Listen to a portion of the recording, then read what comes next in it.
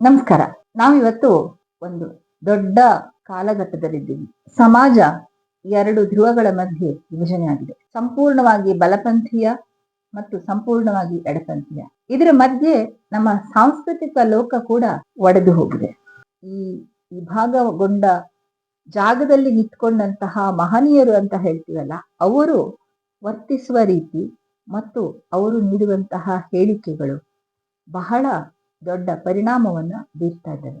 ಅವುಗಳಲ್ಲಿ ನಾವು ಇತ್ತೀಚೆಗೆ ನೋಡೋದಾದ್ರೆ ಅಮೀರ್ ಖಾನ್ ಇರ್ಬೋದು, ಕಂಗನಾ ರನಾವತ್ ಇರ್ಬೋದು, ಇತ್ತೀಚೆಗೆ ಕರ್ನಾಟಕದ ದೊಡ್ಡ ಕಲಾವಿದ ಅನಂತ್ನಾಗ್ ಇರ್ಬೋದು, ಇವರ ಒಂದು ಮಾತು, ಅವರು ಯಾವ ಹಿನ್ನೆಲೆ ಮತ್ತು ಅವರ ಹೃದಯಾಂತರಾಳದಲ್ಲಿ ಯಾವ ರೀತಿಯ ಮನುಷ್ಯತ್ವ ಇದೆ, ಅವರು ಎಷ್ಟು ಅವಕಾಶವಾದಿಗಳು ಅನ್ನೋದನ್ನ ನಿಚ್ಚಳವಾಗಿ ತೋರಿಸ್ಕೊಟ್ಟಿದ್ದಾರೆ.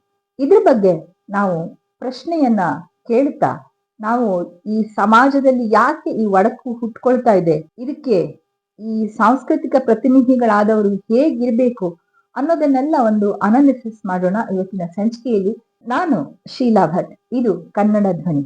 ಇಲ್ಲಿ ಪ್ರಶ್ನೆಗಳನ್ನು ಮಾತ್ರ ಕೇಳೋದಿಲ್ಲ, ಉತ್ತರಗಳನ್ನ ಹುಡುಕುವ ಯತ್ನ ಕೂಡ ಮಾಡ್ತೀವಿ. ಅದೇ ರೀತಿ ಮನುಷ್ಯ ಮನಸ್ಸು, ಬದುಕು, ಸಮಾಜ ವ್ಯವಸ್ಥೆ ಇವುಗಳನ್ನ ಅರ್ಥ ಮಾಡಿಕೊಳ್ಳುವ ಪ್ರಯಾಣ ಕೂಡ ಸಾಗುತ್ತೆ. ನಮ್ಗೆ ಸಾಹಿತ್ಯ ಇರ್ಬೋದು, ಸಂಸ್ಕೃತಿ ಇರ್ಬೋದು, ಮತ್ತು ನಟನೆ, ನಿರ್ದೇಶನ, ಈ ರೀತಿ ಸಾಮಾಜಿಕ ಇರ್ಬೋದು ಅಥವಾ ಬೆಳ್ಳಿತೆರೆ ಇರ್ಬೋದು, ಹಿರಿತೆರೆ ಇರ್ಬೋದು, ಕಿರಿತೆರೆ ಇರ್ಬೋದು, ಎಲ್ಲ ಕಡೆ ಮಿಂಚುತ್ತಾ ಇರುವಂತಹ ಮಿಂಚು ತಾರೆಗಳು ಅಂದ್ರೆ ನಮ್ಗೆ ತುಂಬಾ ಇಷ್ಟ ಆಗ್ತಾರೆ. ಸೊ ಇವಾಗ ಅವ್ರನ್ನ ನಾವು ತುಂಬಾ ಫಾಲೋ ಮಾಡ್ತಿರ್ತೀವಿ. ಯಾಕಂದ್ರೆ ಅವ್ರು ಎಲ್ಲೋ ಒಂದ್ ಕಡೆ ನಮ್ಮ ಕೈಲಿ ಆಗದನ್ನ ಅವ್ರು ಮಾಡ್ತಾ ಇರ್ತಾರೆ. ಎಲ್ಲೋ ಒಂದು ಕಡೆ ಅವರು ಮಾದರಿ ಆಗಿರ್ತಾರೆ, ಒಂದು ಸ್ಫೂರ್ತಿ ಆಗಿರ್ತಾರೆ. ಅದೇ ರೀತಿ ನಮ್ಮ ಹೃದಯವನ್ನ ಗೆದ್ದಿರ್ತಾರೆ. ಇವಾಗ ಅವರ ಜಾಗ ದೊಡ್ಡದಾಗ್ತಾ ಹೋಗುತ್ತೆ ಎಲ್ಲರ ಹೃದಯದಲ್ಲಿ. ಅದೇ ರೀತಿ ಅವರ ಜವಾಬ್ದಾರಿ ಕೂಡ ಹೆಚ್ಚಾಗ್ತಾ ಹೋಗುತ್ತೆ.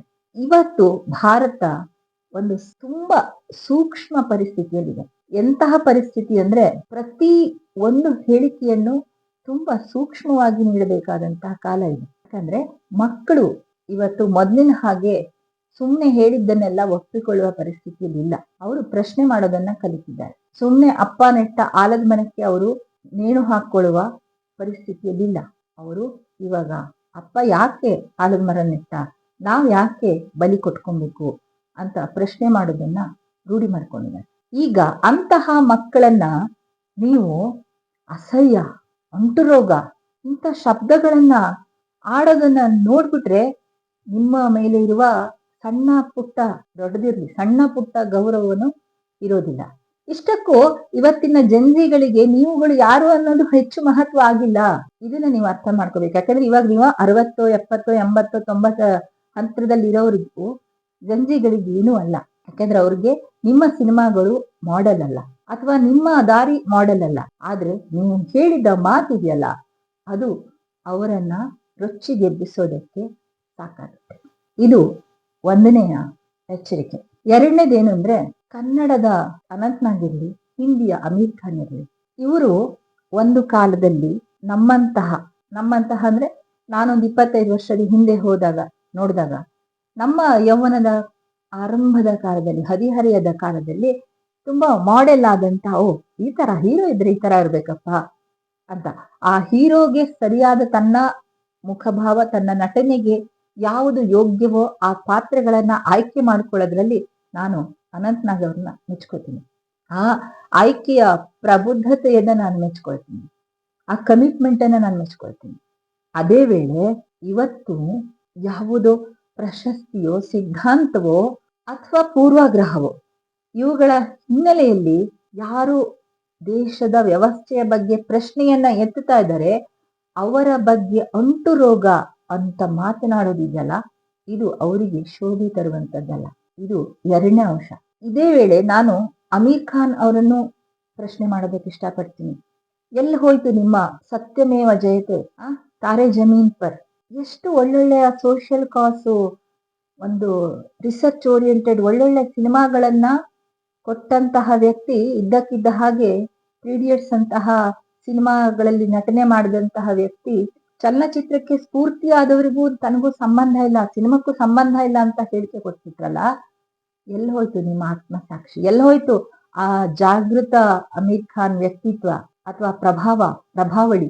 ಸುಮ್ನೆ ಒಂದು ದಿನದಲ್ಲಿ ಅಪಾರ್ಚುನಿಸ್ಟ್ ಆಗಿ ಬದಲಾಗ್ಬಿಟ್ರ ಅಥವಾ ಮೊದ್ಲಿಂದನೂ ನೀವು ಹಾಗೆ ಇದ್ರ? ನನಗೆ ಆ ಪ್ರಶ್ನೆಗಳಿವತ್ತು ಕಾಡಕ್ ಶುರುವಾಗಿದೆ. ಯಾಕೆಂದ್ರೆ ತುಂಬಾ ಸರಿ ನಾವು ಯಾರ ಬಗ್ಗೆ ಏನೇನೋ ಅನ್ಕೊಂಡಿರ್ತೀವಲ್ಲ, ಅವಾಗ ಹಾಗಲ್ಲ ಅನ್ನುವ ಭ್ರಮ ನಿರಸನ ನನ್ಗೆ ಇವತ್ತು ನಿಮ್ಮಗಳ ಬಗ್ಗೆ ಆಗ್ತಾ ಇದೆ. ಬಿಡಿ, ಕಂಗನಾ ರನಾವತ್ ಬಗ್ಗೆ ನಾನು ಆಗ್ಲೇ ಹೇಳಾಗಿದೆ. ಆಕೆ ಅವರು ಮಾಡೆಲು ಆಗಿರ್ಲಿಲ್ಲ ಅಥವಾ ಏನಾಗಿರ್ಲಿಲ್ಲ, ಬಟ್ ಒಬ್ಬ ಹೆಣ್ಣು ಮಗಳು ಏನೋ ಒಂದು ಸಾಧಿಸಿದ್ದಾರೆ. ಆಕೆ ಅಷ್ಟು ತ್ಯಾಗ ಮಾಡ್ಕೊಂಡು ಹೋಗಿ ಒಂದು ಅಚೀವ್ ಮಾಡಿದ್ದಾರೆ ಅನ್ನುವ ಕಾರಣಕ್ಕೆ ಗೌರವ ಇತ್ತು, ಅದು ಕೂಡ ಅವ್ರ ಹೇಳಿಕೆಯಿಂದ ಹೊರಟೋಯ್ತು. ಬಟ್ ಈ ಇಬ್ಬರು ಮಹಾನ್ ನಟರು ಒಂದು ಕಾಲದಲ್ಲಿ ತಮ್ಮ ಬದ್ಧತೆಯ ಪ್ರಭಾವಳಿಯಿಂದಾಗಿಯೇ ಜನಸಾಮಾನ್ಯರ ಹೃದಯದಲ್ಲಿ ನೆಲೆಸಿದ್ದ ವ್ಯಕ್ತಿಗಳು ಇವತ್ತು ಅದೇ ಪ್ರಭಾವಳಿಯನ್ನ ತಮ್ಮದೇ ಹೇಳಿಕೆಗಳ ಮೂಲಕ ಮುರಿದು ಹಾಕಿದ್ದಿದೆಯಲ್ಲ, ಇದು ತುಂಬಾ ಭ್ರಮ ನಿರಸನವನ್ನ ಉಂಟು ಮಾಡಿದೆ ನಮ್ಮಂತಹ ಕಿರಿಯ ಅಭಿಮಾನಿಗಳ. ಇದು ತುಂಬಾ ಗಮನಿಸಬೇಕಾದಂತ ವಿಷಯ. ನಿಮ್ಗೇನ್ ಅನ್ಸುತ್ತೆ? ಹೌದು ಅನ್ಸುತ್ತಾ, ಇಲ್ಲ ಅನ್ಸುತ್ತಾ? ನನಗಂತೂ ಅನಿಸ್ತಾ ಇದೆ ಇವರಿಬ್ರು ಇವಾಗ್ಲೇ ಎಚ್ಚೆತ್ಕೊಂಡ್ರೆ ಸರಿ. ಇಲ್ಲ ಅಂತಂದ್ರೆ ಅವರ ಒಂದು ಇಡೀ ಸಿನಿಮಾ ಪಯಣದಲ್ಲಿ ಮಾಡಿದ ಎಲ್ಲ ಒಳ್ಳೆಯ ಕೆಲಸ ಅಥವಾ ಅವರು ಸಿನಿಮಾ ಜಗತ್ತಿನ ಹೊರತಾಗಿ ಕಟ್ಟಿದಂತಹ ಒಂದು ಸಾಮಾಜಿಕ ಬದ್ಧತೆ ಇರ್ಬೋದು, ಚಳವಳಿ ಇರ್ಬೋದು, ಅಥವಾ ಚಳವಳಿ ಅಲ್ಲ, ಒಂದು ಪ್ರಭಾವಳಿ ಇತ್ತಲ್ಲ, ಸತ್ಯಮೇವ ಜಯತೆ ಅಥವಾ ಯಾವುದೋ ಒಂದು ಕಾಲದಲ್ಲಿ ಜನ ಸಂಘದಿಂದ ಹೋರಾಡಿ ಗೆದ್ದಂಥದ್ದು, ಈ ತರದೆಲ್ಲ ಹಿನ್ನೆಲೆ ಇರುವಂತಹ ಅನಂತನಾಗ್, ಇವ್ರದೆಲ್ಲ ಒಂದು ಇತಿಹಾಸವನ್ನ ನಾವು ಮಕ್ಕಳಿಗೆ ಹೇಳುವಾಗ ಕೊನೆಯದಾಗಿ ಅವರೊಬ್ಬ ಅಪಾರ್ಚುನಿಸ್ಟ್ ಆಗಿದ್ರು, ಅವರು ಸರ್ಕಾರದ ಸೇವೆ ಮರ್ಯಾದೆ ಇವುಗಳೆಲ್ಲದರ ಲಾಬಿಗಳಿಗೆ ಬಿದ್ದ್ಬಿಟ್ಟಿದ್ರು ಅಂತ ಹೇಳಿದ್ರೆ ಹೇಗನ್ಸುತ್ತೆ? Can you imagine? ಪ್ಲೀಸ್ ಇದ್ರ ಬಗ್ಗೆ ಯೋಚನೆ ಮಾಡಿ ಅಂತ ಹೇಳ್ತಾ ಇವತ್ತಿನ ಸಂಚಿಕೆನ ಮುಗಿಸ್ತಾ ಇದ್ದೀನಿ. ಇದು ನಿಮ್ಗೆ ಹೌದು ಅನ್ಸುತ್ತಾ, ಇಲ್ಲ ಅನ್ಸುತ್ತಾ? ನಿಮ್ಮ ಅಭಿಪ್ರಾಯ ಏನು? ನಿಮ್ಮ ಕಮೆಂಟ್ಗಳು ಗೌರವವನ್ನ ತರುವ ಹಾಗಿರಲಿ ನಿಮ್ಗೆ ಅಂತ ಹೇಳ್ತಾ ಇವತ್ತಿನ ಸಂಚಿಕೆನ ಮುಗಿಸ್ತಾ ಇದ್ದೀನಿ. ಸಿಗ್ತೀನಿ ಮುಂದಿನ ಸಂಚಿಕೆಯಲ್ಲಿ. ನಮಸ್ಕಾರ.